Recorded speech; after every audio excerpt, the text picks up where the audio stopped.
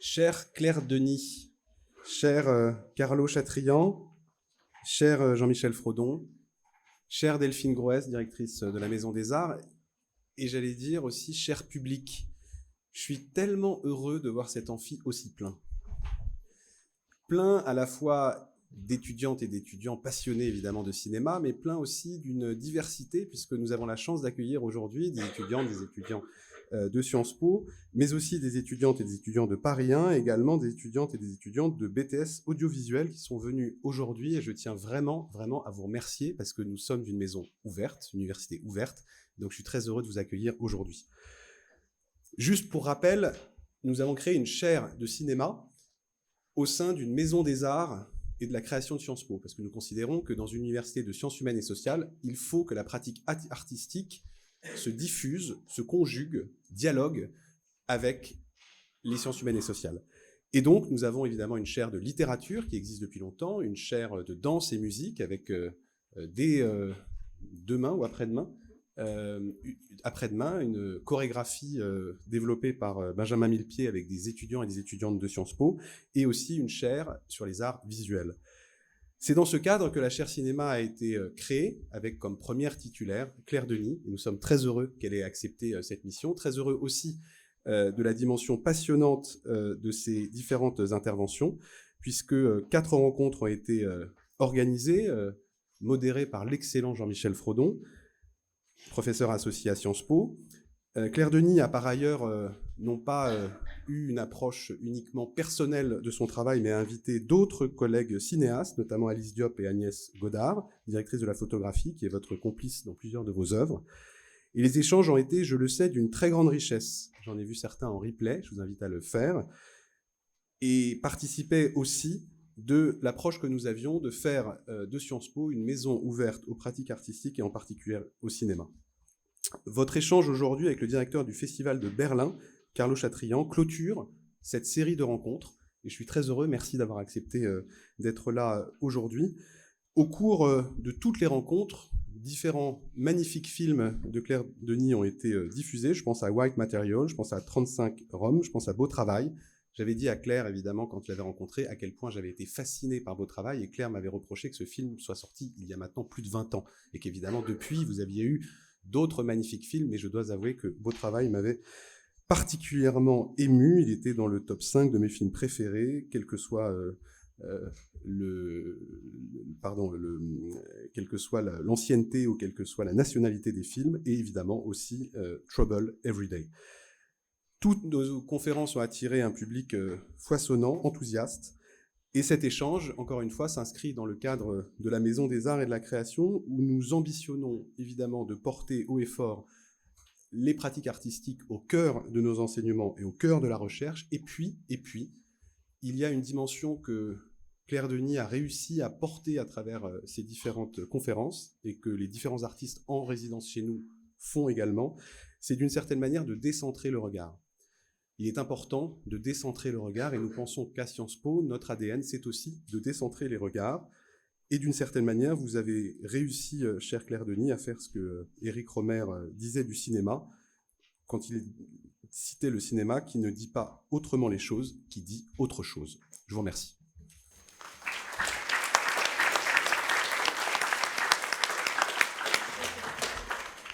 Merci beaucoup.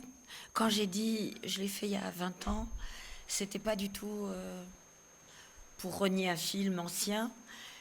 Je me disais que, ni pour dire que peut-être j'avais atteint là le sommet et que plus jamais je ne le toucherai, mais c'était comme aussi pour essayer de banaliser un petit peu ce qui remplit une vie, quoi, pour le remettre à sa place. Voilà. Mais c'est vrai que c'est mon tube, en fait. Donc merci beaucoup à Mathias Vichra pour cette introduction. Merci à vous tous de votre présence pour donc cette 4e rencontre dans le cadre de la chaire artistique cinéma de Claire Denis avec Carlo Chatrian pour essayer de partager ensemble les enjeux qui sont nourris par deux manières forcément extrêmement différentes, mais pas du tout si éloignées que ça l'une de l'autre, de porter le cinéma et de porter le cinéma dans le monde clair, en faisant des films. Carlo, en organisant la rencontre avec ces films, en rendant possible la découverte de ce que le marché n'aurait pas nécessairement ouvert comme accès à ces films-là, à cet endroit important depuis les années 30, hein, c'est la date de la création du premier grand festival international, celui de Venise, mais de plus en plus et de manière qui n'a cessé de croître depuis et qui continue de croître aujourd'hui, de la place des festivals en général comme modalité de rencontre avec les films, d'organisation d'un rapport au cinéma et donc d'un rapport au spectateur différent de celui qui a lieu dans les salles de cinéma, et c'est très utile bien sûr et souhaitable que ça se poursuive dans les salles et dans les autres manières de rencontrer le cinéma sur d'autres écrans que le grand écran des salles aussi, mais où le rôle des festivals, et à l'intérieur des festivals, les deux grands qu'a dirigé Carlo Chatrian, il est le patron, le directeur artistique, l'homme qui conçoit et organise le Festival de Berlin, qui est un des plus grands festivals du monde, disons avec ceux de Cannes et de Venise au moins, mais il a été avant aussi le patron du Festival de Locarno, qui joue un rôle très important dans la vie du cinéma contemporain, dans la révélation de jeunes réalisateurs du monde entier. Et peut-être, Carlo, quelques mots de dire si tu as une... Je voudrais dire une chose avant, Carlo, pas pour lui arracher, enfin pas pour te... Mais je voudrais dire que pour moi, ce qui est important, que ce soit à Locarno ou à Berlin ou dans d'autres festivals, c'est que c'est les rencontres qu'on pourrait... qu'on ne sait pas qu'on va pouvoir avoir quand on fait un film. Quand on fait un film, on le fait dans un petit cercle avec l'espoir que peut-être quelques personnes le verront et l'aimeront, mais il y a quelque chose de tellement... un premier film, même un 10e film, c'est quand même une tentative. Et l'invitation dans un festival... Mon introduction est maladroite, Carlo, excuse-moi. C'est vraiment la main tendue vers le film et la main tendue vers la possibilité que le film existe, la main tendue vers la possibilité aussi que le film soit vu par des spectateurs, des acheteurs aussi, mais d'autres pays. La rencontre et l'invitation dans un festival, c'est la chose la plus émouvante qui puisse arriver à un film, au premier, à partir du moment où il est fini, quoi. C'est ce qui va permettre de le regarder comme fini. C'est la rencontre la plus importante, je crois, avant celle du public. Merci, Carlo. Merci. Merci Claire. Le travail de programmation d'un festival se situe un peu entre deux mondes. Donc justement le monde dont Claire vous a parlé, je pense aussi dans les rencontres précédentes, et l'autre monde, celui du public, du marché, de la vie des festivals. Donc nous aussi on regarde les films dans un petit cercle et on essaye d'imaginer... surtout quand il s'agit de premiers films, l'impact que ces films auront ou n'auront pas vers un public, que aussi il est très vague. Or, le Festival de Locarno, le Festival de Berlin, à la différence de Cannes et Venise, les deux autres grands festivals, sont des festivals de professionnels. Cela veut dire que ce sont des festivals où il y a un marché, où les films sont présentés en première mondiale, et donc ils sont conçus surtout pour les professionnels, les journalistes, les acheteurs, mais Berlin et Locarno sont aussi des festivals de public. Et moi, je tiens beaucoup à souligner cela, parce qu'aujourd'hui, surtout, quand on parle de festival, on a l'impression qu'il s'agit d'un monde à part, un monde éloigné. Donc, il y a la montée des marches, et on la regarde de loin. Alors que les festivals sont, je pense, surtout des endroits d'accueil pour les films et pour les amener vers les salles de cinéma ou les petites salles qui remplacent les salles de cinéma, qui sont nos maisons. Et donc le travail et le défi, c'est d'envisager un programme. Donc là, on va parler des films de Claire, on va parler plus généralement des films, mais la première chose que je tiens à dire par rapport à ce que Jean-Michel demandait, c'est que penser un festival, c'est ne pas penser les films comme des cerises. On doit prendre les cerises les plus belles. C'est d'avoir un joli arbre, pour garder la métaphore. Donc c'est plutôt parce qu'il faut couper des branches. il y a beaucoup trop de films. Donc pour vous donner des chiffres, à Berlin, on reçoit 8000 films. On est court-métrage et long-métrage. On est très généreux. On en sélectionne autour de 250-300. Donc vous faites les proportions. Donc il y a énormément de films qui ne pourront pas être présentés dans le Festival de Berlin, mais aussi dans d'autres festivals. Mais l'idée, de nouveau, c'est de composer ou de donner une image qui est variée, qui représente le monde, et de l'autre côté, qui a une certaine cohérence. Après, peut-être on va en parler. Je m'arrête là. Oui.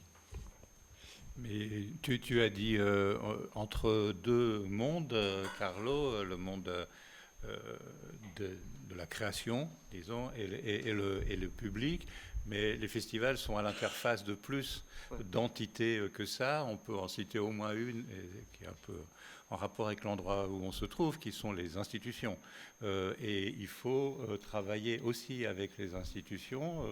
Les festivals ne sont pas des sortes de bulles hors sol. Et c'est une intelligence particulière, non seulement de faire vivre un festival, mais de le faire exister dans la durée, d'en construire la pérennité, la reconnaissance, l'expansion, que de composer à la fois avec l'offre qui vient des artistes contemporains. Peut-être tu pourrais dire un mot de plus sur, quand tu dis le rapport avec le monde, qu'est-ce que ça veut dire,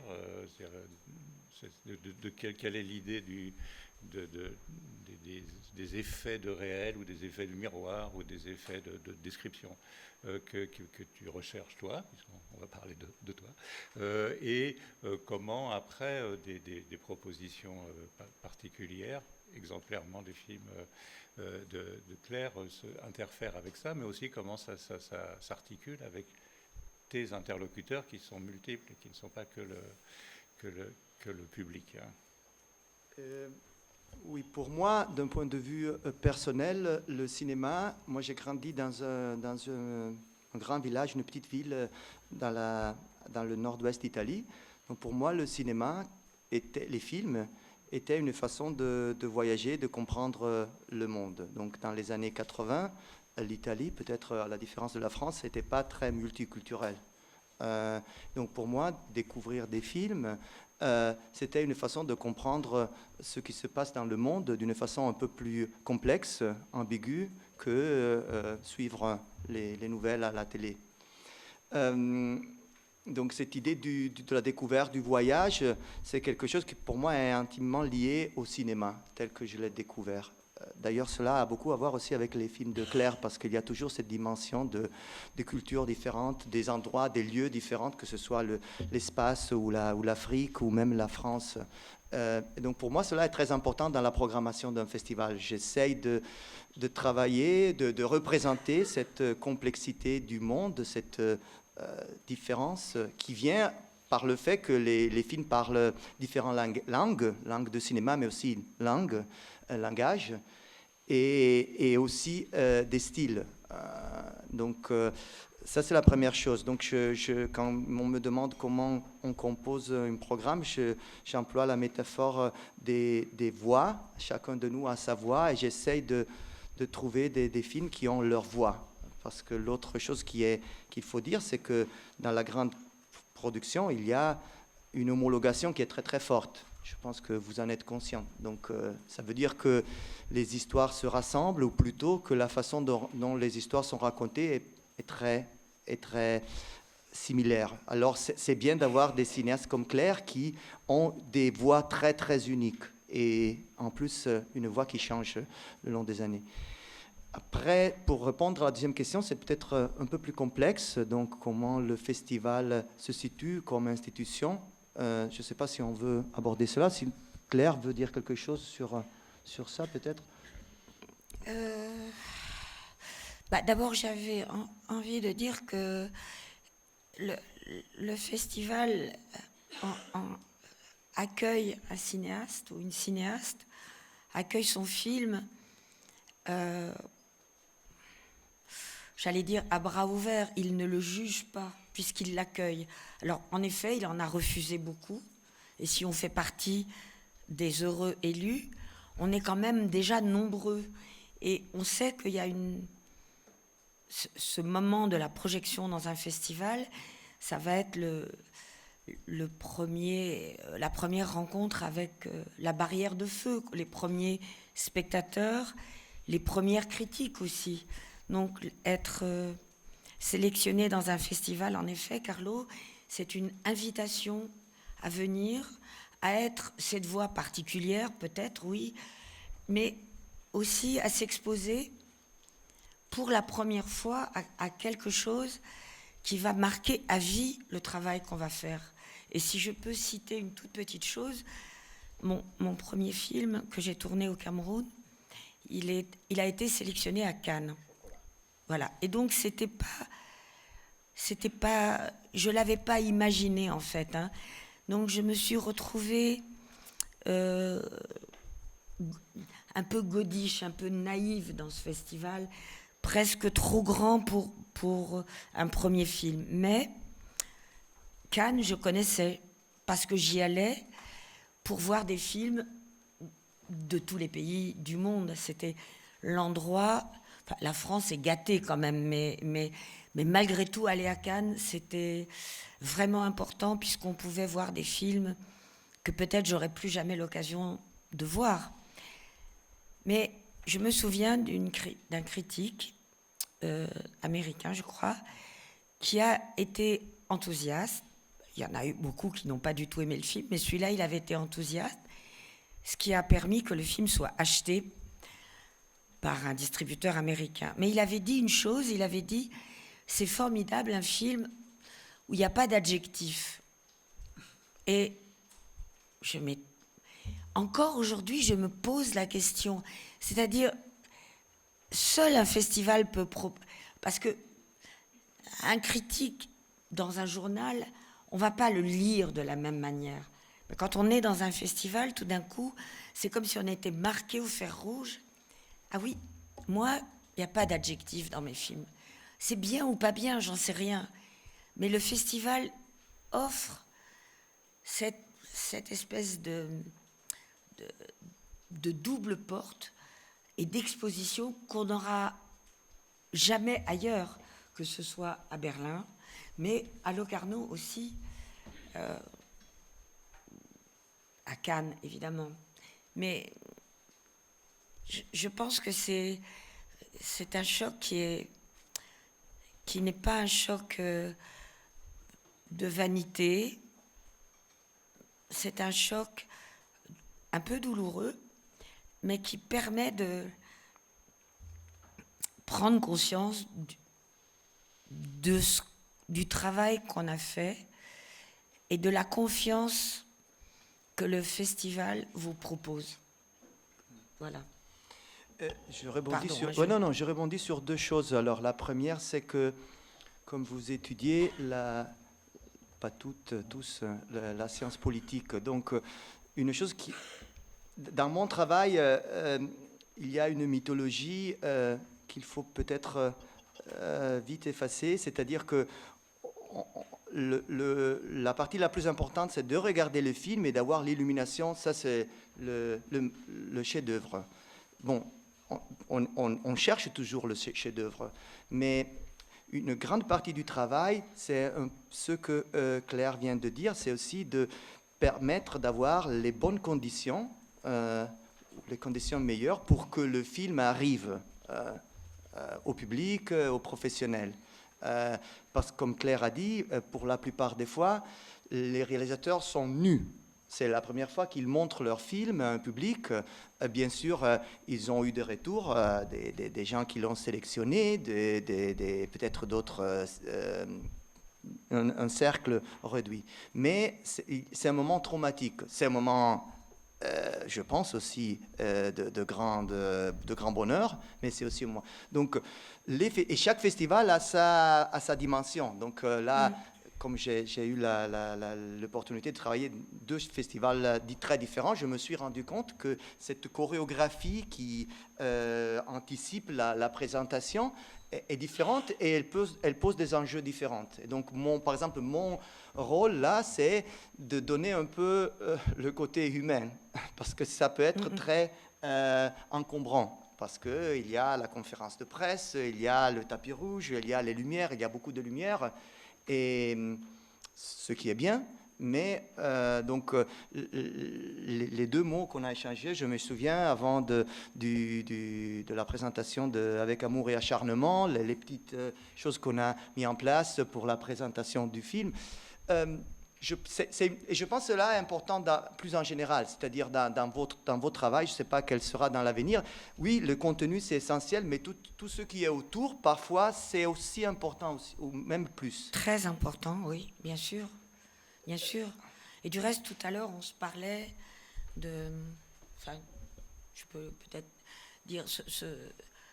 qu'est-ce que c'est qu'un beau film ou qu'un joli film? Et en fait, ce qu'on cherche soi-même quand on fait des films, et toi, Carlo, quand tu les sélectionnes, et toi, Jean-Michel, quand tu les critiques, quand tu écris, c'est quelque chose qui est un film bien. Un film bien, c'est beaucoup, beaucoup de possibilités. Un film bien, c'est universel. Un film bien, ça parle toutes les langues. Un film bien, c'est justement l'inverse de ce que, par hasard, j'ai entendu ce matin à la radio.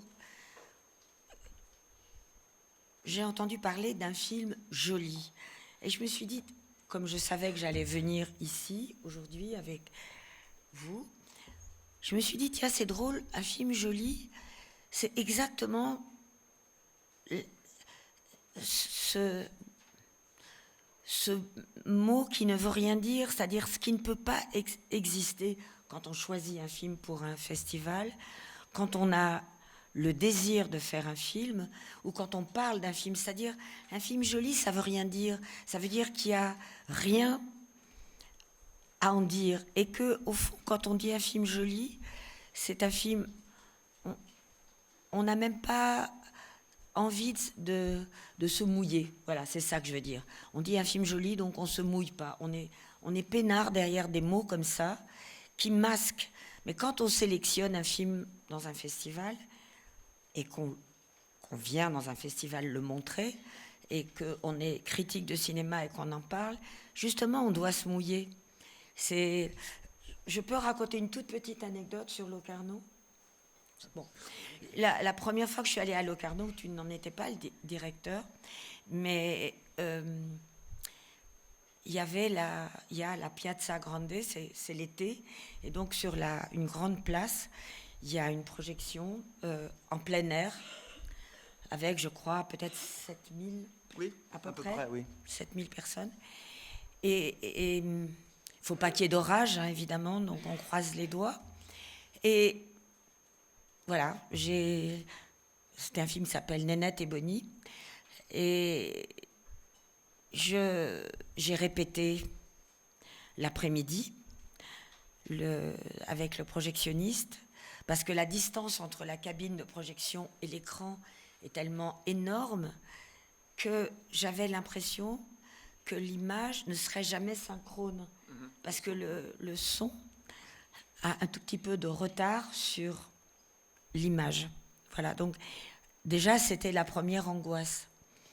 Et puis, je suis revenue le soir. Et la Piazza Grande, c'est merveilleux. C'est l'été, les gens sont là. C'est pas forcément des cinéphiles, c'est des gens de Locarno. Il y a même des gens qui dînent dans les restaurants sous les arcades et qui regardent le film en mangeant. Il y a des gens qui sont aux fenêtres.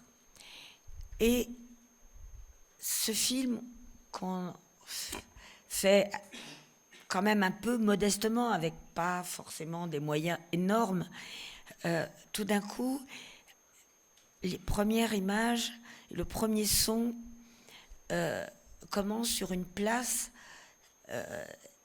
dans une situation inouïe pour un réalisateur ou une réalisatrice. Et je me souviens que je me suis enfuie. J'ai laissé les acteurs et Agnès Godard et je me suis enfuie. Mais je courais dans la ville et je voyais toujours entre deux immeubles un petit bout de l'image jusqu'à ce que j'arrive à l'hôtel. Et je pense que j'ai pensé à ce moment-là que peut-être c'était vraiment la réalité du cinéma, c'est qu'il fallait envisager cette possibilité-là si on avait, en ayant peur de cet énorme écran, c'était cet énorme écran qui m'interrogeait, moi, sur mon travail, vraiment. Plus même que ce que les gens allaient en penser, c'était cette exposition. Je vais juste... parce que quand j'ai travaillé à Locarno, j'ai compris que montrer les films dans la place, dans le centre, mettre les films au centre du village, a une retombée qui est différente. Et je pense que c'est quelque chose sur lequel aujourd'hui il faut réfléchir, parce que le cinéma dans les années 60, même quand j'ai commencé, il était dans les villes, il était un lieu de rencontre, alors qu'aujourd'hui il a une dimension différente. Heureusement, les festivals sont encore un endroit de rencontre, un endroit d'échange.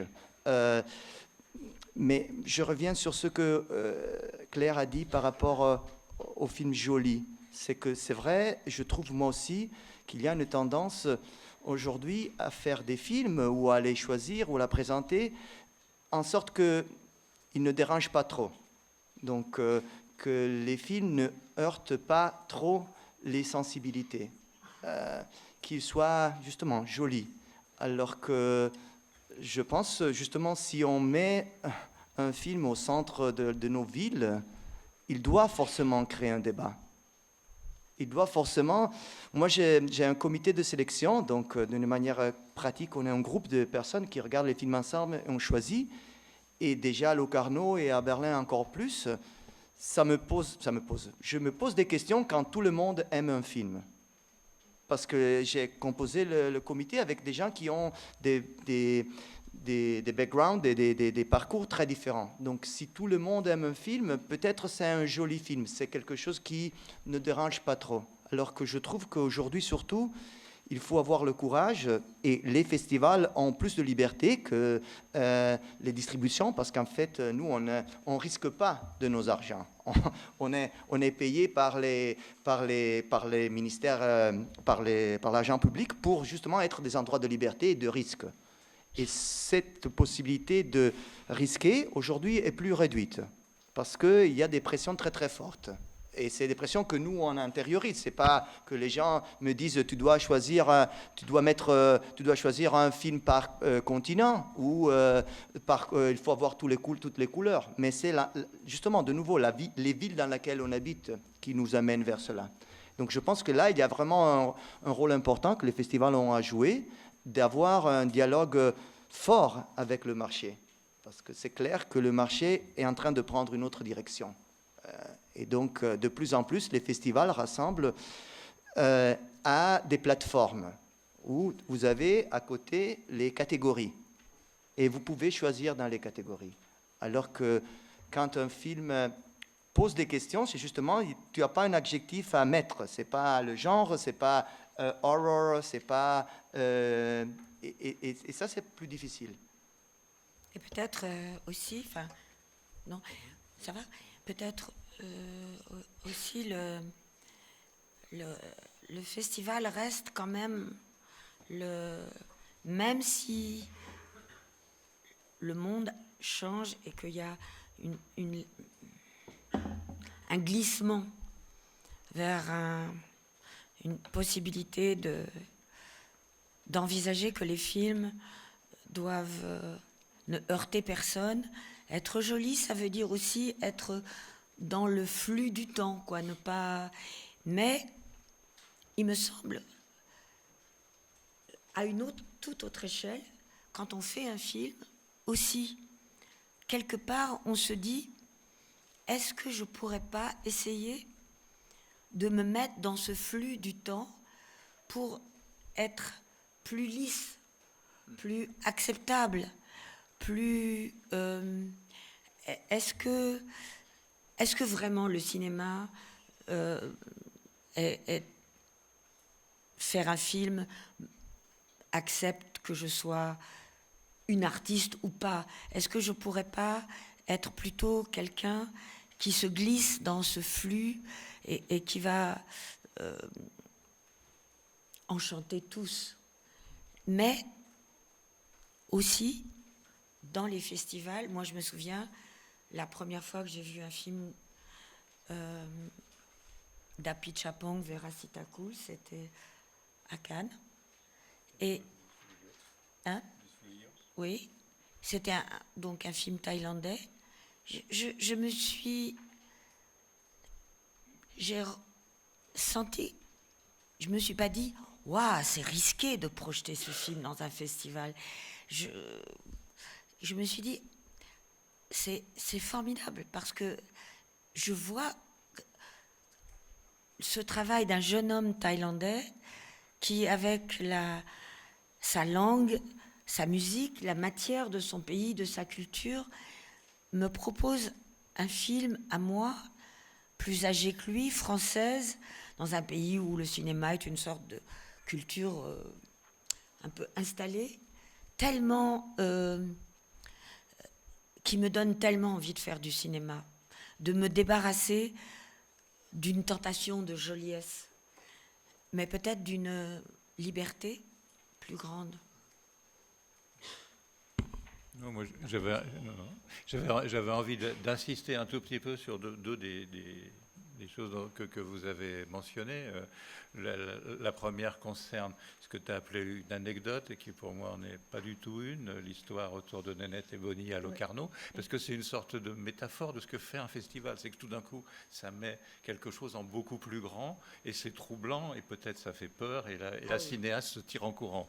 Mais bon, donc là, ça devient poussé à quelque chose qui devient presque un petit court-métrage à faire en plus, mais qui dit la vérité du processus du festival lui-même d'une manière plus générale, d'une manière très très belle.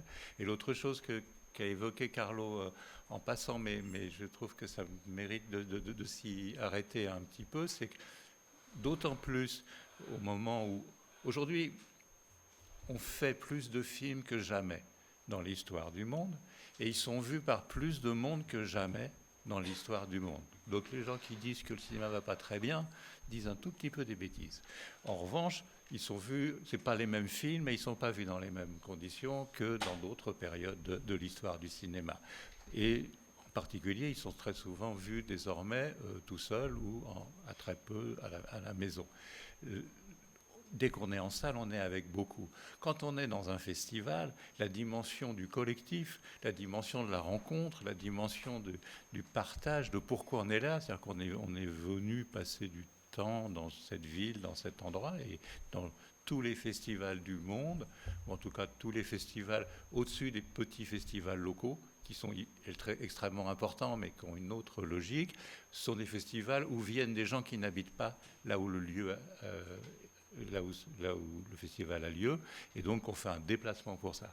Et tout ce que ça, à ce moment-là, le cinéma devient ce qui fédère et ce qui fait se dire les uns aux autres, y compris sans parole, ça nous importe ce qui se passe ici suffisamment pour qu'on ait quitté notre maison, qu'on ait arrêté de faire ce qu'on faisait, pour venir passer du temps.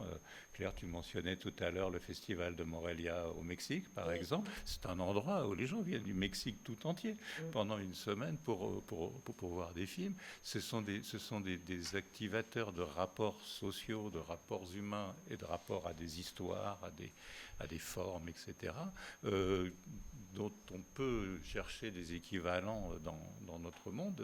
Ils ne sont pas si nombreux. Ça existe dans les autres arts, hein, je ne l'oublie pas, mais quand même, le cinéma, et comme on disait au début, le nombre global de festivals, il ne cesse d'augmenter dans le monde. On ouvre des nouveaux festivals sur cette planète, quasiment un tous les 3 jours peut-être quelque part dans le monde, et ça fait partie d'une production du social, on pourrait dire, qui est articulée avec ce dont vous parlez, pourquoi vous plaidez, et qui en est la contrepartie aussi importante, qui est l'absence de consensus, l'absence de facilité, l'absence de conformisme dans le choix des films. Et c'est cette tension-là, d'une certaine manière, qui fait la beauté, la nécessité du processus de festival. Après, tous les deux, vous êtes des praticiens des festivals, pas à la même place. Peut-être vous pouvez dire quelque chose sur des évolutions récentes ou des transformations qui sont importantes pour vous. Peut-être Carlo, tu commences. Oui, alors sur ça, donc vous savez, les festivals ont dû passer la pandémie. Donc d'une manière très concrète à Berlin, le festival se déroule au mois de février, donc c'est l'hiver. Donc c'est plus compliqué que faire un festival l'été pendant la pandémie. Donc il y a eu une véritable réflexion sur comment peut-on faire un festival de public et en même temps qui soutient l'industrie du cinéma, alors que tout regroupement social était interdit. Donc pour vous dire que on a réfléchi, d'un côté il y a les exigences du marché qui disaient non, il ne faut pas déplacer le festival du mois de février parce que il y a un calendrier des festivals et un calendrier hypothétique des sorties salles. Donc si le festival de Berlin qui est au mois de février se déplace au mois de juin, après le printemps il y a un problème pour aider les sorties salles. De l'autre côté, on ne voulait pas du tout montrer les films online pour le public. Et ce n'est pas parce que moi, personnellement, je suis contre voir des films à la télé. Mais justement, par rapport à ce que Jean-Michel a dit, c'est-à-dire qu'il s'agit d'une autre chose. L'expérience collective est une expérience différente. Moi, en termes que personne qui choisit les films, si je montre les films dans une salle, cette salle-là, et à la fin du film, on montre le film de Claire Denis, il n'y a personne dans la salle, bon, je me pose des questions. Ça ne veut pas dire que je ne vais pas montrer le prochain film, mais je me pose des questions sur la façon. Alors que dans une projection online, c'est les 2 premières minutes qui comptent. Donc c'est un peu l'inverse. J'ai aucune possibilité de comprendre si mon travail fonctionne ou ne fonctionne pas. L'autre élément, c'est que le déplacement, le festival, c'est montrer des films, bien sûr, mais c'est aussi de faire en sorte que des gens se retrouvent dans un endroit. Et dans une projection publique, il y a des choses qu'on ne maîtrise pas, des choses très, très simples. Hein. La personne qui est assise à côté de moi, elle fait du bruit. Et je pense, on a réfléchi beaucoup, c'est des exercices de société, de vivre ensemble. Donc ça va même au-delà de la qualité du film. Et donc 2021, on a fait une première partie du festival online pour les professionnels, mais on a demandé au public d'attendre le mois de juin pour voir les films au plein air. Les festivals ont une flexibilité, une souplesse que les grandes plateformes n'ont pas. Donc ça, c'est une première chose. L'évolution du festival est aussi du côté de la sélection. Donc, moi, au départ, je suis critique de cinéma. J'ai fréquenté les festivals. Je me souviens, dans les années 90, on avait la nouvelle d'un film qui était fait, qui est passé à un festival, peu importe où dans le monde, et il fallait attendre 3 4 mois pour le voir. Aujourd'hui, si un festival montre un film, le film, il existe et on n'a pas la patience d'attendre. Ça change beaucoup dans la programmation des films, dans la façon dont les films existent. Il existe bien sûr dans une durée, mais la durée est beaucoup plus courte. Et aussi la façon de voir les films, parce que il ne faut pas être dupe. On regarde la plupart des films à travers des liens qu'on reçoit. Donc d'une façon est beaucoup plus simple. Et donc c'est peut-être moins nécessaire de faire des voyages.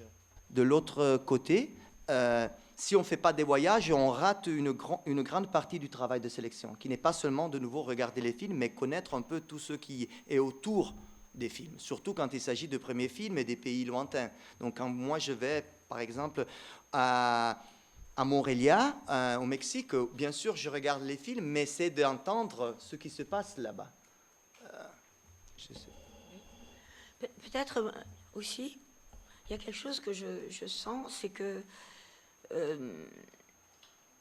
quand on voit un film seul, l'enjeu,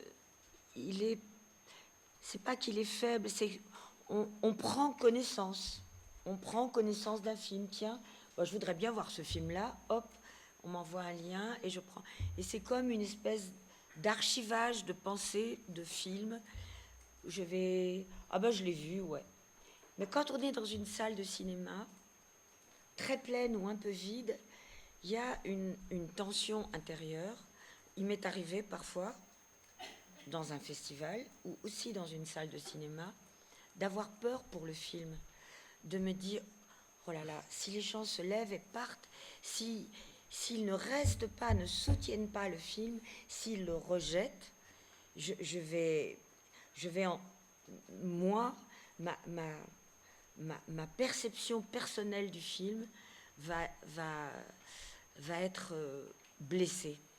Et du coup, j'essaye, c'est pas toujours possible, mais d'aller voir les films dans des salles de cinéma, parce que je sais que cette crainte, ce sentiment à la fois de crainte et de...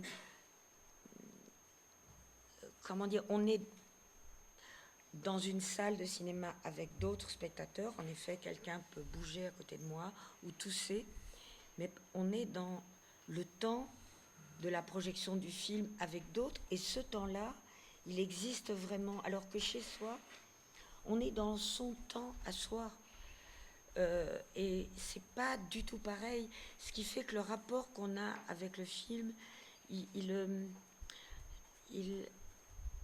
est à l'aise, je suis tranquille, je suis à l'aise, voilà. Et ça, c'est très important, je crois, franchement. Oui, la question du temps, c'est parce que c'est le temps que permet la salle, mais en fait c'est le temps du film, oui. C'est un rapport au temps singulier du film avec d'autres qui ne s'active que quand il est partagé avec d'autres, et sinon en tout cas c'est beaucoup plus rare et beaucoup plus... Vous allez penser que je vais encore parler d'Apichatpong, mais c'est une autre anecdote. Alors tu dis, j'étais à Cannes quand son dernier film en salle, Memoria, est passé à Cannes, et il se trouve que j'étais à Cannes pour le travail, mais j'ai eu une place pour aller voir Memoria. Et le film a commencé, et tout de suite, il y avait un frémissement dans la salle, parce que entre-temps, Apichatpong avait eu la Palme d'Or pour un autre film, Oncle Bonnie, et que cette Palme d'Or avait soulevé un petit peu quelques remous, parce que c'était pas un film joli. C'est pas un film joli. Très joli, mais très beau aussi. Bon. Donc, et Memoria commence, c'est un film qu'il a tourné en Colombie, et dans cette immense salle de Cannes, je savais qu'il y avait le metteur en scène, l'actrice principale, la productrice. Donc j'ai commencé à avoir la vibration personnelle dès la première image, mais aussi de la partager avec d'autres. Et je me suis dit, pourvu que personne ne se lève, ce film-là ne supportera pas une sortie. Il faut que tout le monde reste, parce que c'est un film qui va être fort, je le sentais, mais qui était en même temps pas, qui demandait une concentration intense. Et j'ai commencé à avoir peur pour le film, vraiment. Et puis quand le film s'est achevé, sur une sorte de pirouette du reste, parce que c'est un film très très bien pensé, j'ai senti comme un ouf collectif dans cette énorme salle de Cannes. Tout le monde s'est dit, ça a tenu bon, quoi. Ça a tenu bon et on a aimé. Voilà. Et ce moment-là, c'est inoubliable. Parce que c'est vrai que les festivals sont des endroits aussi où une communauté se retrouve. Après, c'est une communauté au sens large. Et peut-être par rapport à ce que Claire disait, parce que je ne sais pas la mesure dans laquelle vous comprenez les enjeux des festivals aujourd'hui surtout, parce que les festivals et le cinéma, c'est quelque chose qui est vraiment entre l'art, et en France, le cinéma a une conception très forte comme art, et l'industrie.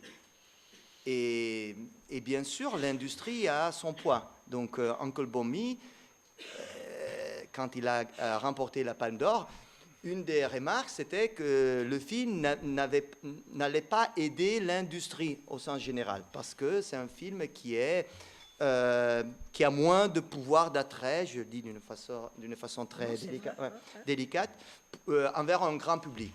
Comme si les festivals, plus ils sont grands, plus ils doivent montrer des films qui parlent à une majorité. Et ça, c'est une chose qui est très présente aujourd'hui dans la programmation. Donc, il y a comme une peur que si on montre des films qui sont pointus, on réduit la portée des festivals.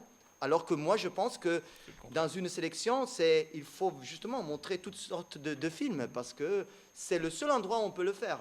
Si ces films-là n'ont pas une place dans les grands festivals, ils l'auront encore moins dans leur vie, dans les salles.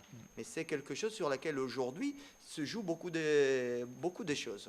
On a parlé avant du poids que on les appelle les streamers, les plateformes ont dans certains festivals, qui est un poids de plus en plus grand parce que les grands studios produisent de moins en moins. Et cela est en train de changer un peu le rapport de force entre festivals et sujets qui produisent des films.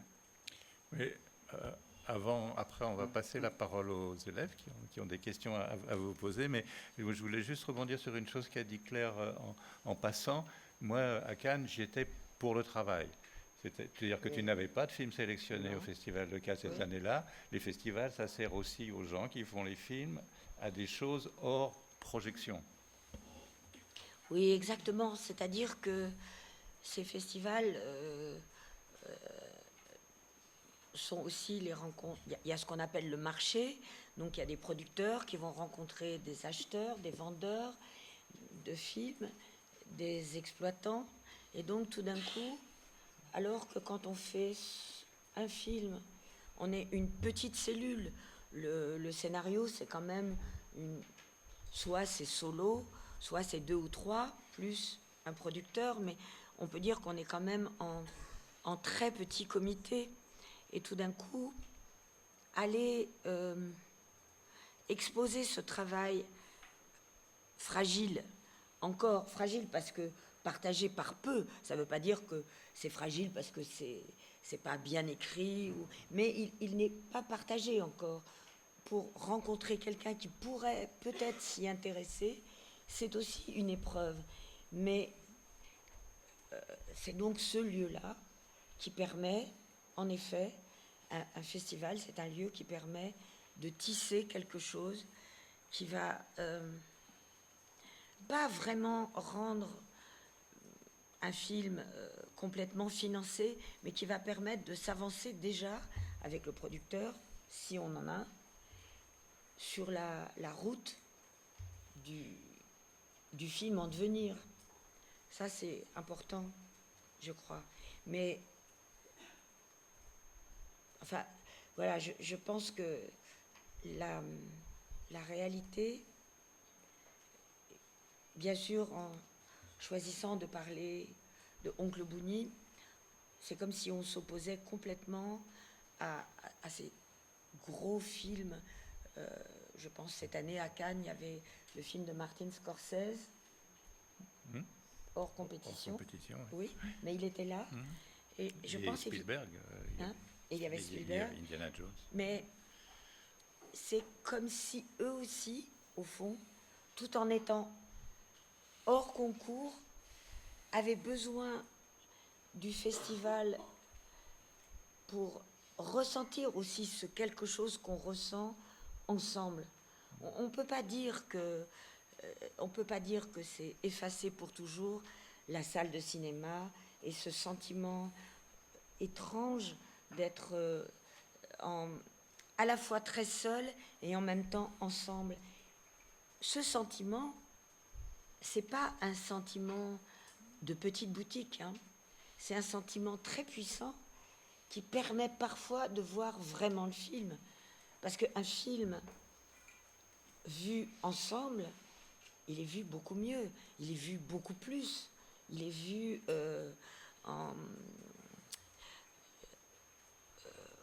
enfin, on a parlé du temps, donc c'est pas seulement du temps, mais il est vu avec toutes ses chances, je crois. Ouais. Non, sur le festival comme lieu de rencontre, disons, en plus du processus de projection lui-même, si tu veux dire un mot, et après on va laisser la parole. Oui, mais c'est justement ce que Claire disait, c'est-à-dire que bon, les festivals sont des endroits où les gens passent du temps ensemble. Donc, par exemple, le festival, et ça c'est une chose qui me frappe beaucoup, parce que chaque festival a son mode d'emploi, son timing. Donc, par exemple, le festival de Locarno se déroule dans un petit village qui est entre le lac et les montagnes. Donc, on ne peut pas s'échapper. Donc, si on est là, même sans participer... C'est moi? Non. Sans participer au festival, on sent le festival autour de nous. Berlin, c'est l'opposé, donc c'est une grande ville, donc le festival peut s'échapper. Donc cette idée de donner du temps pour vivre des journées, quelques heures, c'est un élément très puissant, comme Claire a dit. Et dans un festival, c'est plus fort, c'est déjà fort dans une salle de cinéma, mais dans un festival encore plus fort, parce qu'une fois qu'on sort, on reste dans ce contexte où on parle de films, où on parle de films qui se feront, on parle de films qu'on a vus, et on parle de films qu'on verra. Donc c'est vraiment une dimension très très différente. Alors, on va passer à la deuxième partie de la rencontre, donc avec les questions préparées par les élèves de la filière culture de l'École des affaires publiques. La parole, de l'eau. J'ai mon sirop. Ah, tu veux le jeter? Non, ça va, oui. Fais gaffe à ta main. Bonjour et merci beaucoup pour cet échange et d'accepter de répondre à nos questions. Notre carte blanche s'organise autour de 3 thèmes. Le premier thème porte sur la place et le rôle des festivals. Le second sur le rôle politique des artistes. Et enfin, le troisième sur les conditions d'émergence de nouvelles formes artistiques et de nouveaux modèles. La première question, je ne l'ai pas bien entendue. Là, pour l'instant, c'était la présentation générale. Pardon. La question arrive. Donc pour le premier thème sur le rôle et la place des festivals, vous avez répondu à nos questions, donc c'est parfait. Mais je vais quand même vous en poser une. Est-ce que vous pourriez nous dire comment la composition d'un jury est déterminée, et dans la continuité de ça, quelles seraient selon vous les qualités d'un jury idéal ? Je crois tu peux répondre aussi, parce que moi je n'ai pas accès, sauf si on me demande d'être partie d'un jury. Mais sinon, quand on présente un film, tant qu'à faire, c'est mieux de ne pas savoir et de ne pas connaître. Mais par contre... Tu viens d'être présidente d'un jury, quand même. Oui, bien sûr. Voilà, mais alors là, c'est une position complètement différente. C'est-à-dire que je viens voir des films avec quand même des compagnons. Je ne suis pas seule. Donc je partage ces films qui ont été choisis par le directeur d'un festival. Donc on est en communion aussi avec ça, parce que probablement ces films ont été choisis et ce même directeur a composé le jury, non? Alors oui, le jury, il suit différents critères. Donc un critère, bien sûr, c'est on essaie d'avoir des personnalités reconnues au niveau international, parce que ça, c'est donne la dimension du valeur des films primés. Une deuxième chose qui est plutôt simple à comprendre, c'est on essaye d'avoir une variété, pas seulement d'hommes-femmes, mais aussi de professions du cinéma. Donc bien sûr, dans un jury, c'est la plupart des fois des cinéastes et des comédiens, mais dans mon cas, c'est toujours important d'avoir des producteurs, des écrivains, parce qu'ils amènent un autre point de vue. Et après, l'autre chose qui pour moi est encore plus importante que tous ces autres, c'est de connaître un petit peu les gens. Parce qu'un jury, c'est aussi vivre ensemble une semaine, 10 jours. C'est de trouver un mode d'emploi. Et il y a des cinéastes qui sont excellents, mais qui n'ont pas beaucoup d'envie de voir des films. Il y a des comédiens qui sont excellents, mais qui préfèrent peut-être la montée des marches à ce qui se passe dans la salle de cinéma. Donc, de connaître un petit peu, parce que c'est toujours bien d'avoir un peu un espace de surprise, c'est très important.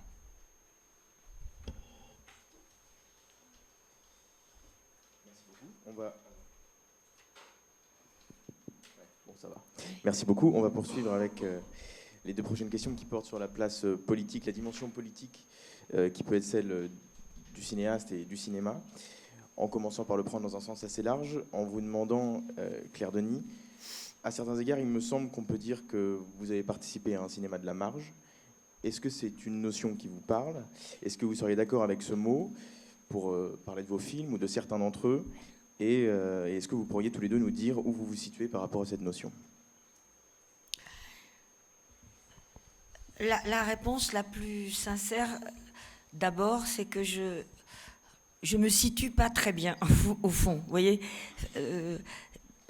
l'aventure d'un film, le point de départ est si fragile que je ne peux pas me dire que je vais le choisir à la marge.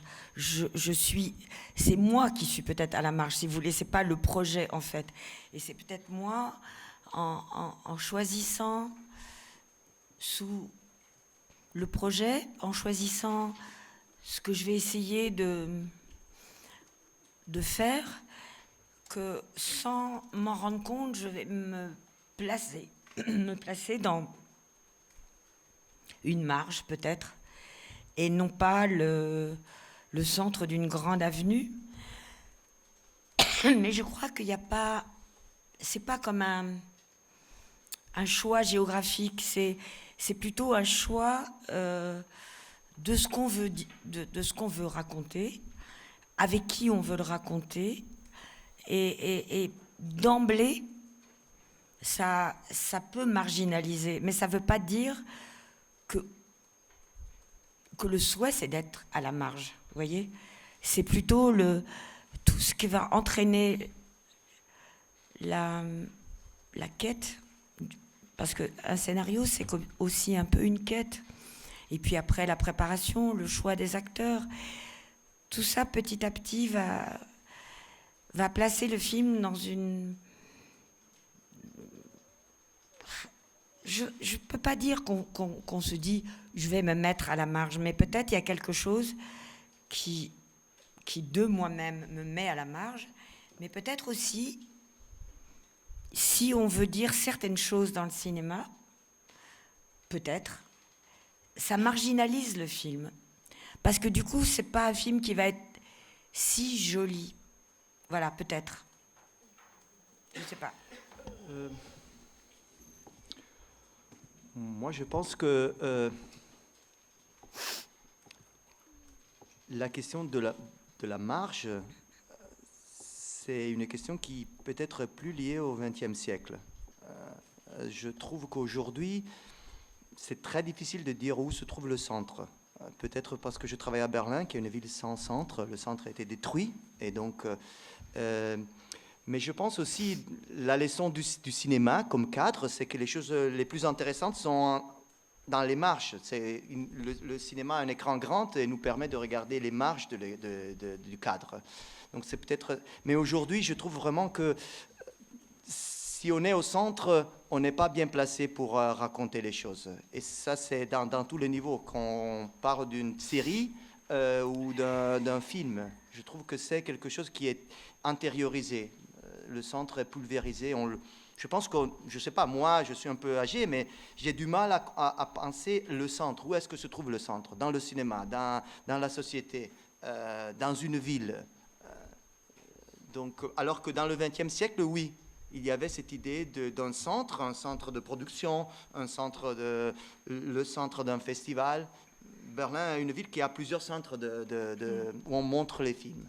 Alors, bien sûr, il y a une salle qui est plus importante que les autres, mais je pense que pour le public, ce n'est pas vraiment ça important. Et je voudrais ajouter aussi quelque chose. Peut-être c'est un peu bébête, mais je crois quand même profondément que même dans l'histoire du cinéma, le cinéma, par sa nature un peu particulière, c'est pas un art, c'est pas on peut dire c'est pas le cirque non plus, mais il s'est intéressé quand même malgré tout très vite à des personnages à la marge. Et ça, même les sorties d'usine Lumière, c'est déjà c'est un regard qui s'est. Il y a eu le cinéma a regardé les gens de la marge, les charlots,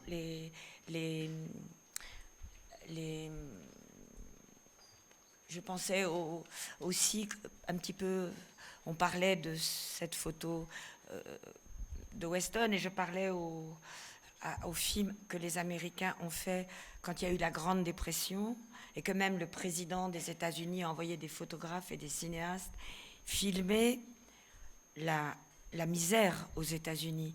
Et c'est devenu presque la matière même du cinéma d'être du côté de ceux-là, des marginaux.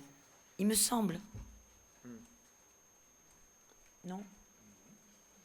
Non, t'es pas d'accord. Merci beaucoup pour votre réponse.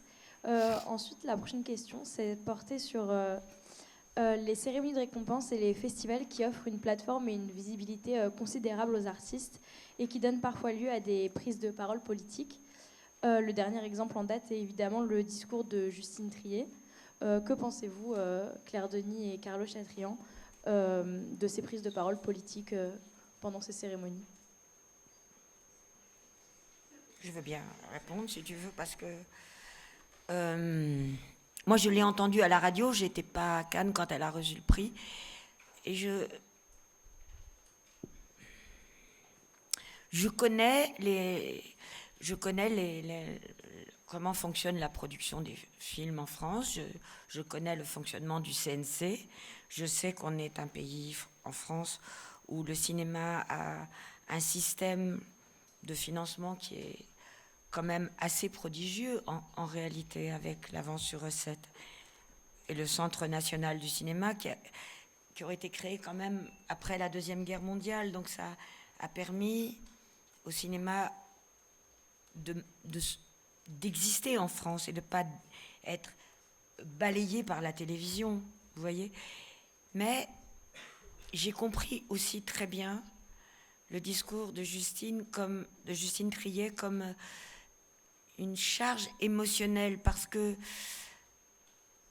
peut-être le moment où on reçoit un prix, surtout un grand prix comme une Palme d'Or, c'est peut-être le moment où on a le plus envie de dire que c'est terriblement dur de faire un film et que c'est très périlleux et qu'on se sent très seul. C'est ça que j'ai compris aussi. Oui, peut-être je prends la question en sens un peu plus large. Heureusement. Parce que moi aussi, j'étais pas à Cannes. Alors, d'abord, je commence par une anecdote. Quand j'ai commencé à travailler à Berlin, Berlin est associé comme festival au cinéma politique. Donc, tout le monde dit Berlin, c'est un festival politique. Ce que j'ai rien contre, mais quand je voyageais pour trouver des films pour Berlin, surtout aux États-Unis, mais pas seulement, quand ils disaient j'ai le film parfait pour Berlin, c'était un film sur l'Holocauste. Donc, pour moi, la question du politique est un peu plus complexe que cela. Je trouve que les films sont politiques quand ils bougent quelque chose à l'intérieur de nous. Je ne suis pas sûr que les films puissent faire bouger les gens au sens de prendre les armes. Après, c'est vrai qu'aujourd'hui, les remises de prix offrent une plateforme pour des prises de parole. À Berlin, Golshifteh Farahani a fait un discours très émouvant sur le rôle des femmes en Iran. Donc je le vois tout à fait, je pense que c'est bien. J'ai un peu peur que cela éloigne l'attention du film. C'est que les gens... La parole est plus directe, l'image est plus ambiguë. Mais l'image, quand elle arrive à percer, elle reste plus longuement dans nous-mêmes. Donc, de nouveau, je pense que la question du politique est quelque chose que le cinéma aujourd'hui doit réfléchir d'une manière plus complexe par rapport au festival. Parce que bien sûr, les festivals sont des plateformes énormes. Donc, montrer des films qui ont un poids politique, cela a un sens. Si je peux ajouter un petit mot, d'une part pour dire que si on dit que Berlin est un festival politique, c'est parce que Berlin est né de la guerre froide. Ça vient de son histoire. Chaque festival a une histoire qui a à voir évidemment avec l'histoire du monde et dans chaque cas. Et ça a été particulièrement le cas de Berlin. Donc il y a une sorte de généalogie particulière de ce festival-là. Et par rapport à ce qu'a dit Justine Triet lorsqu'elle a reçu la Palme d'Or, tout le monde a réagi, peut-être même surréagi à ce qu'elle a dit, m'a-t-il semblé, sans écouter ce qu'elle avait dit. Parce qu'elle a dit deux choses qui, à mes yeux, avaient sa place à l'endroit où elle le disait.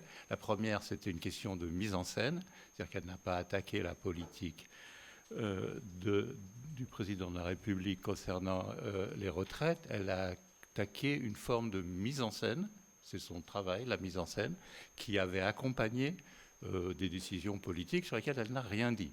Mais elle a parlé de procédures de mise en scène qui avaient entouré ça. Et ensuite, elle a parlé d'une chose qui a été absolument inversée par les gens qui l'ont attaquée, c'est-à-dire qu'elle a défendu le système français, et que ce n'était pas du tout une enfant gâtée qui crachait dans la soupe. C'était quelqu'un qui disait nous sommes.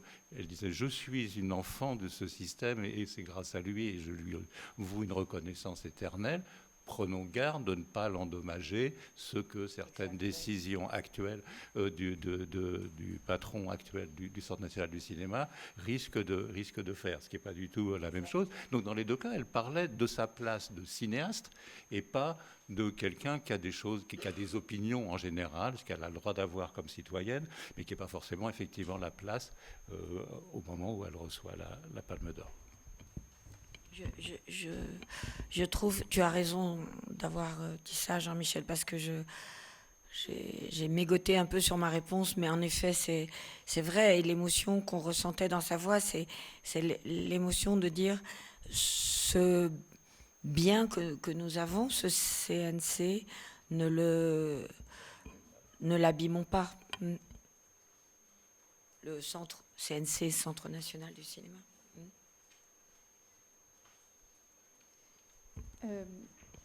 Merci beaucoup pour votre intervention. Carlo Chatrian et Jean-Michel Frodon, vous êtes habitué à l'exercice de la critique de cinéma. Claire Denis, peut-être lisez-vous les critiques sur vos films. Selon vous, quel est le rôle de la critique de cinéma aujourd'hui dans le contexte actuel? Et peut-elle participer à l'émergence de nouvelles formes et de nouveaux récits? Alors, je réponds, mais en fait, je pense que on va répondre à trois, mais je lis les critiques, oui. Même si on me prévient qu'elles sont mauvaises, mais je les lis en essayant de me protéger un peu, quoi. Je pense, en règle générale, que les critiques et mes films, c'est quelque chose c'est une petite cuisine intérieure. Par contre, le rôle de la critique pour le cinéma, pour moi, quand j'ai découvert le cinéma, lire la critique, entendre les débats autour des films ou lire des avis contraires, savoir que certains critiques avaient défendu bec et ongles certaines directions qu'allait prendre le cinéma, je crois que c'est très très important. Et c'est pour ça que je faisais allusion à des journalistes qui parlent de cinéma, qui ne sont pas du tout des critiques, qui sont des journalistes qui parlent de choses et d'autres, et en particulier des films qui sont dans un flux de l'actualité et qui donc ne les regardent pas comme des films. Ils le regardent comme le fait du jour, sans plus, surtout si un acteur peut venir en parler, etc. Mais le rôle de la critique, pour moi, il est très très important, quoi, vraiment.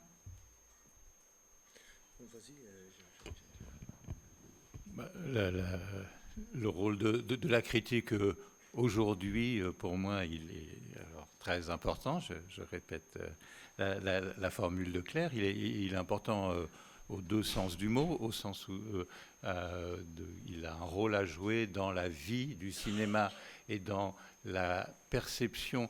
La critique fait partie de ce qui répète chaque jour qu'il y a une dimension d'art dans la production des films. Tous les films ne sont pas que des œuvres d'art, d'ailleurs rien n'est qu'une œuvre d'art, mais il y a un enjeu artistique et c'est un peu long et on ne va pas s'étendre sur qu'est-ce qu'une œuvre d'art ici, mais je vais juste le dire d'une formule beaucoup trop expéditive, c'est un objet dans lequel il y a un mystère.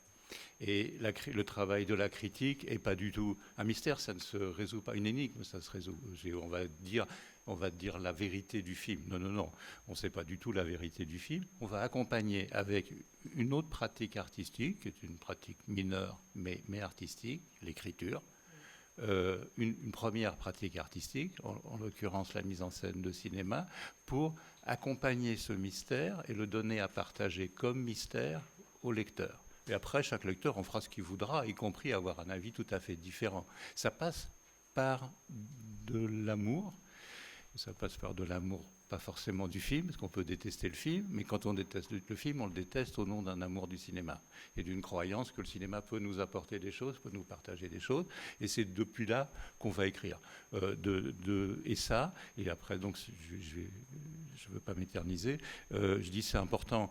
C'est aussi important quantitativement. On entend dire qu'il n'y a plus de critiques, que ça se défait comme beaucoup de choses. C'est complètement faux. Ce qui n'est pas faux, c'est plus ou moins la disparition possible de l'activité de critique comme métier rémunéré.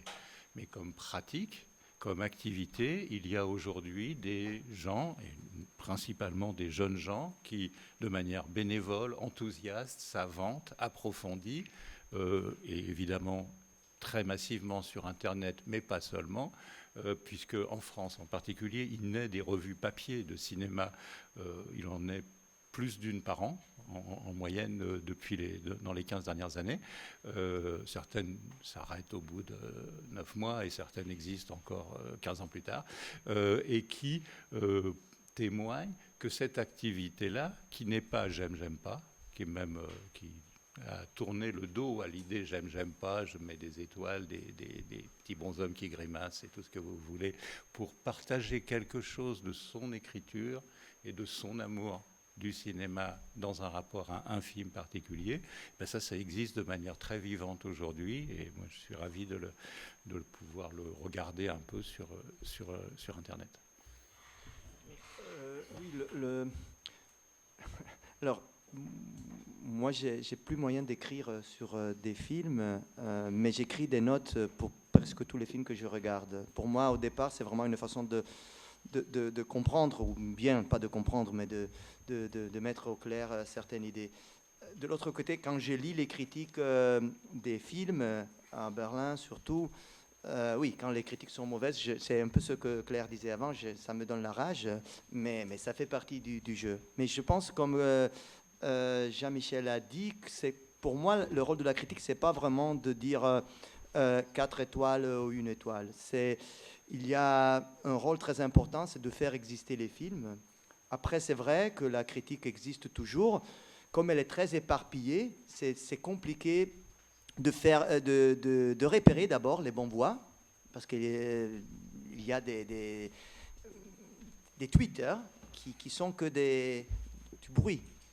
Et malheureusement, ils font plus de bruit que les voix plus approfondies. Donc je trouve qu'il y a quand même un problème, peut-être je ne sais pas la vision de Jean-Michel, mais je trouve qu'il y a un problème au sens où les critiques plus approfondies ont moins d'espace, sont moins présentes dans le monde dans lequel on vit. En Allemagne peut-être, mais aussi dans le monde en général. De l'autre côté, je dois dire par exemple que les critiques de cinéma, les revues, par exemple Variety ou d'autres, deviennent de plus en plus importants. Oui, oui. Et il y a une chose que tu as dit, Jean-Michel, qui m'a comme une flèche, le mystère. Parce que en fait, je crois que ce mystère, c'est les critiques qui vont le dévoiler ou le chercher, parce que on se doute bien quand on fait un film qu'il y a quelque chose dont peut-être on a une vague intuition, mais qu'on n'est pas sûr de connaître. Et je crois qu'on peut faire un film vaguement en aveugle, je crois. Je pense que c'est même... j'en suis même certaine. Et donc ce mystère, on ne peut pas le construire dans le film, on ne peut pas le vouloir, mais on sait qu'il est quelque part là. Et donc, de pouvoir lire ces mots qui vont petit à petit creuser autour du mystère, dévoiler quelque chose de ce mystère, ça rend... C'est pas pour mettre le film sur un piédestal, mais ça rend la pratique du cinéma encore plus belle, je crois. Bonsoir. Bonsoir. Merci beaucoup pour vos réponses. Vous inquiétez pas, je suis la dernière question de carte blanche. On n'est pas du tout inquiet. Après, il y aura quelques questions du public. Donc, vous avez des carrières internationales et pouvez adopter une vision comparative des systèmes publics dans la culture. Et vous avez mentionné ce qu'on appelle couramment des choses de l'exception culturelle française, les modes de financement du cinéma, etc. En tant qu'élève de l'école d'affaires publiques, que devrions-nous regarder, étudier, comparer pour mieux aider les artistes, que ce soit d'un point de vue distribution, exploitation, financement peut-être? Voilà. Ouh là là. À vrai dire, moi je suis incapable de répondre bien à votre question parce que ça voudrait dire que j'ai déjà capitalisé tout ça dans ma propre vie, alors qu'en fait je suis toujours un peu à la quête de ça. Faire un film, c'est être d'une certaine façon à la quête, mais je pense que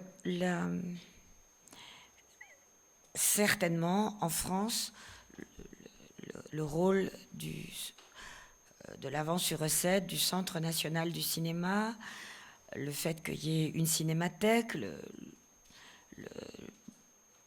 ça joue évidemment le fait qu'on ait eu aussi une tradition de la critique du cinéma, qu'on ait eu des cinéastes qui ont été des critiques aussi. Mais ça a dévalué un peu, aux yeux des gens qui ont envie de faire du cinéma, comment se produit un film. Ça reste un peu comme la dernière question qu'on va se poser, alors que ça devrait presque être la première. Et c'est pour ça que quand une ou un cinéaste peut partager avec un producteur un projet de film, déjà la voix se dégage un peu. C'est-à-dire que la quête de l'argent, c'est pas l'argent en soi, c'est comment on peut produire ce film-là. Peut-être que ce film-là n'a pas besoin de beaucoup d'argent.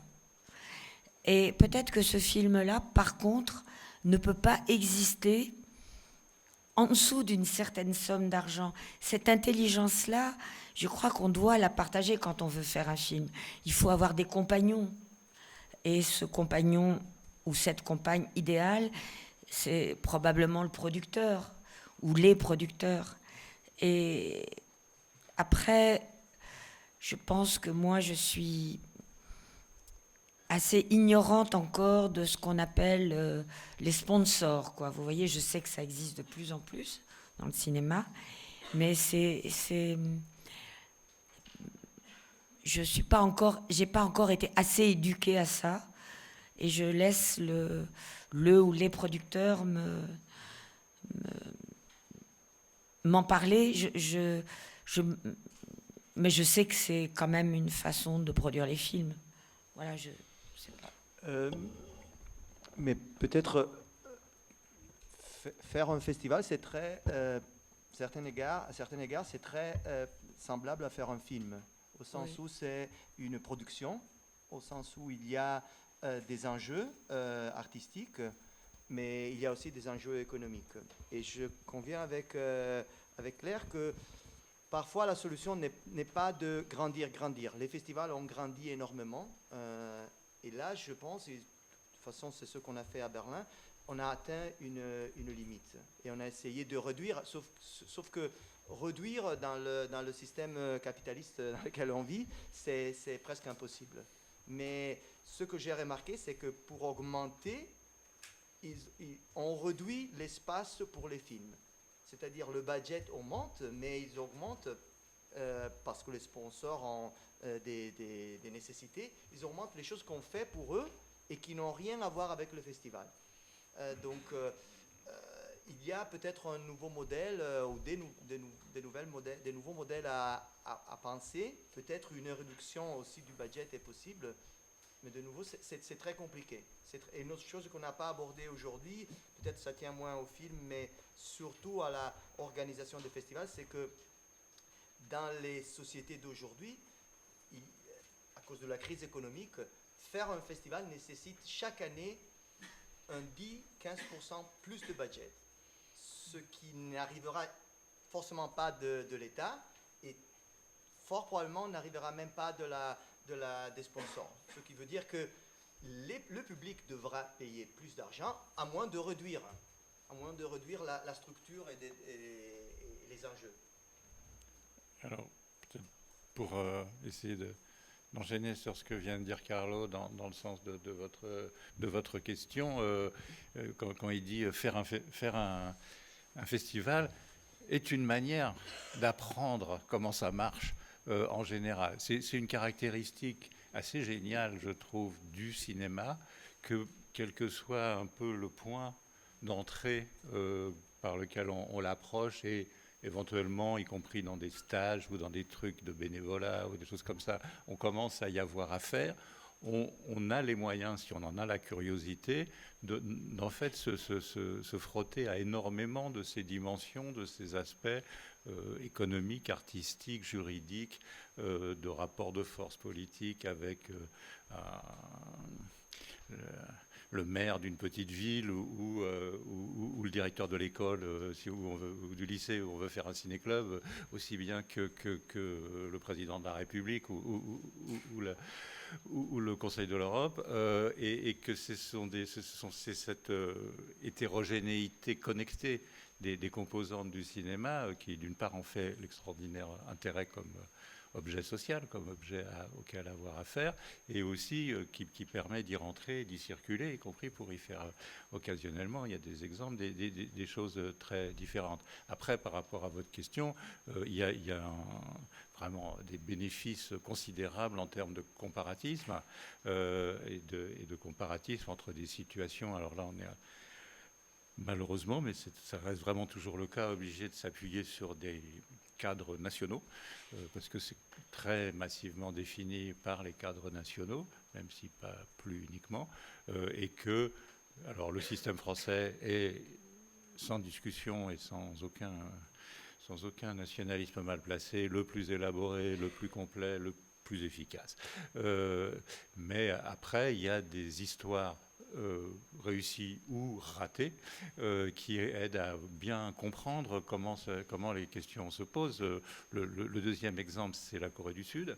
Et quand on compare comment la Corée du Sud a construit son système d'aide au cinéma dans un contexte historique et politique complètement différent, à l'issue de la guerre de Corée et sous parapluie complet des États-Unis, mais ça raconte vraiment une histoire qui aide à comprendre comment le cinéma en général fonctionne et à y réfléchir. Après, on peut regarder la gigantesque tentative, aventure et massivement échec du cinéma au Maroc. C'est une histoire en soi. Après, on peut discuter puis dire que ce n'est pas complètement un échec, mais que c'est loin d'être la réussite que ça a voulu être, alors qu'il y a eu d'énormes moyens publics et privés d'investir, etc.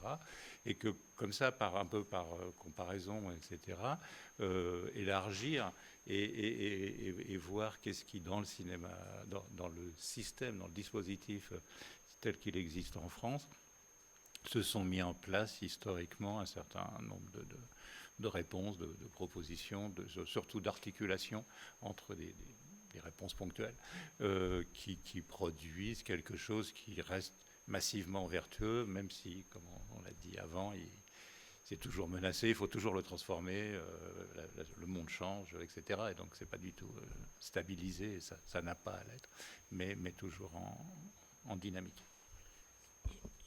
Je voulais juste ajouter une chose, c'est que peut-être le rôle des critiques de cinéma aussi, c'est de soulever le couvercle de l'argent et d'aller voir ce qu'il y a dans la marmite et de dire, quand on a envie de faire des films et qu'on ne sait pas si on pourra un jour en faire, les critiques sont ceux qui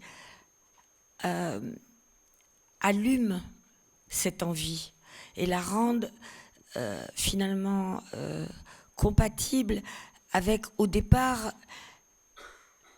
le manque de production, d'argent et tout, mais permettent de se mettre sur une espèce de chemin où peut-être à quelques-uns, ensemble, on peut essayer de faire quand même un film, quel que soit l'argent qu'on va avoir au bout. Et je pense que là, le rôle de la critique est faramineux parce qu'il donne cette envie. Sinon, il n'y a aucun ministère de la culture qui donne l'envie, je crois. Il donne les moyens, mais pas l'envie, il me semble. Carole s'est emparée du micro. Voilà. On a un petit moment de questions. Bref, parce qu'il faut rendre la salle à 19h. Donc, il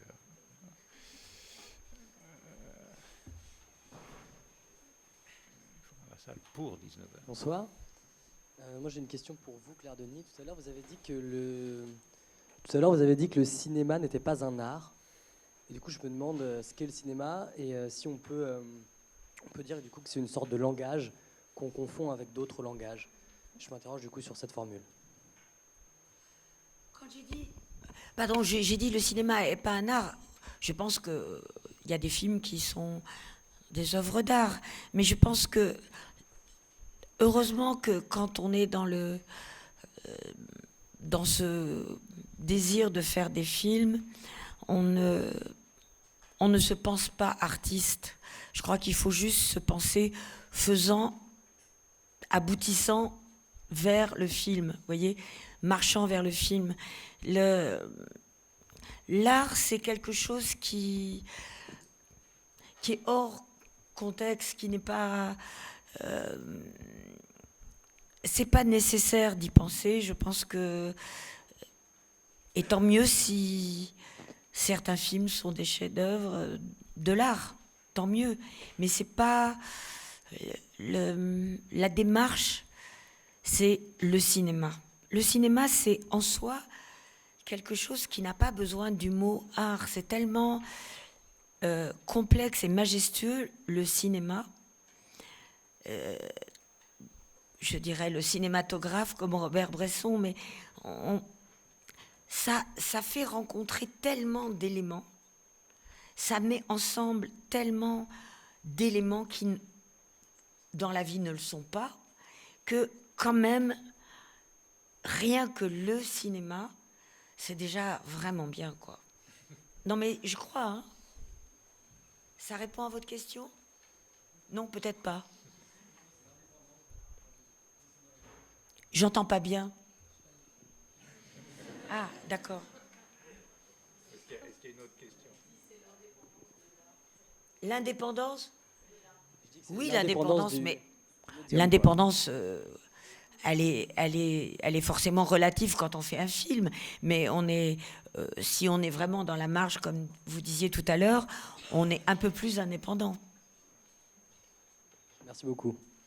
Il y a une question là, Carole.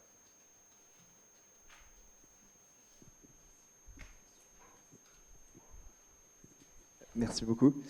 Alors moi, c'est une question qui s'adresse donc à vous, Claire Denis, mais aussi à vous, Carlo Chatrian.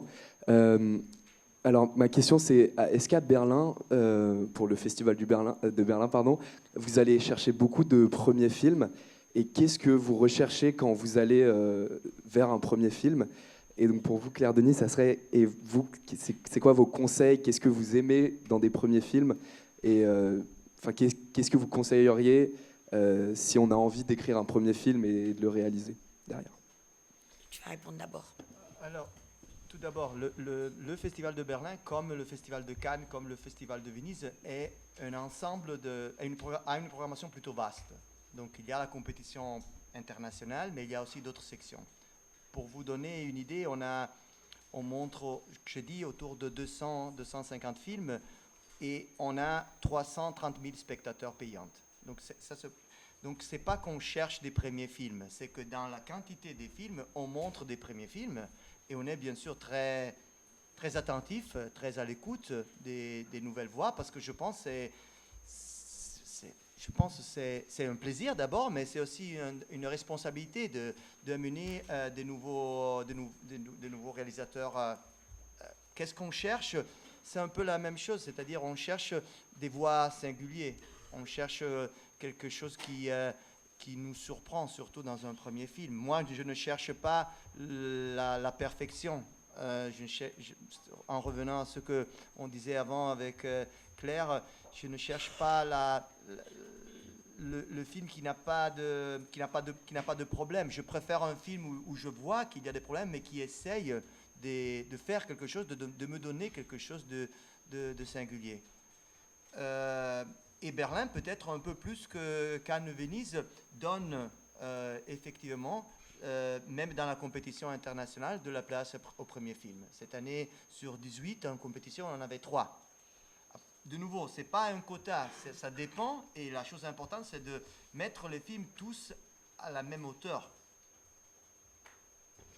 Pour les conseils, moi, je pense que... il n'y a pas de méthode vraiment. Je ne peux pas vous dire, faites un court-métrage et puis si ce court-métrage... Non, je pense qu'il y a des personnes qui peuvent faire un court-métrage parce qu'ils sont dans une situation ou dans une école ou dans un contexte où le court-métrage est possible, et d'autres pour qui... peut-être il vaut mieux ne pas faire de court-métrage et essayer tout de suite de faire un long-métrage.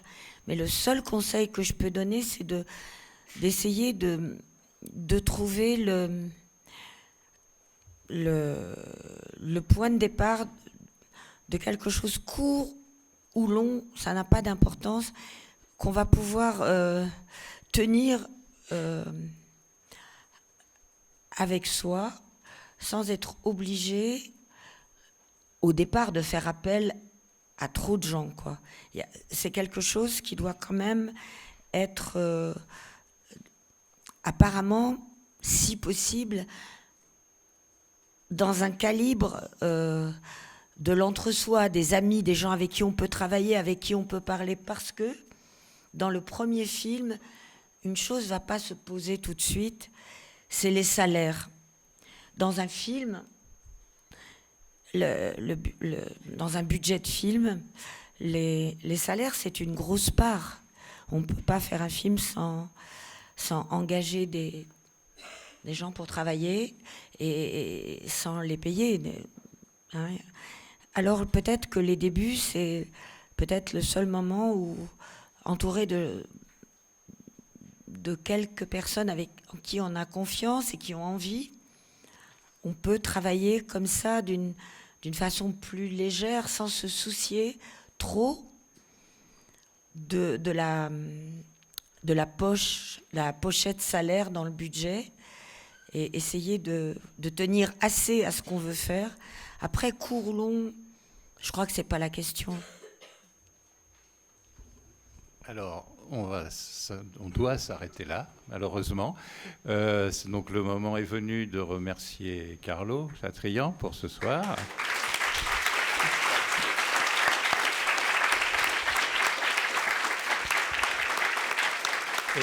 Et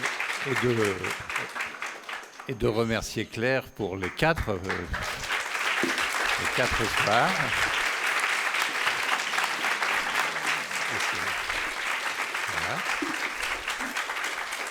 Voilà. On va même remercier Delphine. Oui, remercier Delphine et toi, Jean-Michel, de m'avoir accompagné. Voilà, merci beaucoup. Et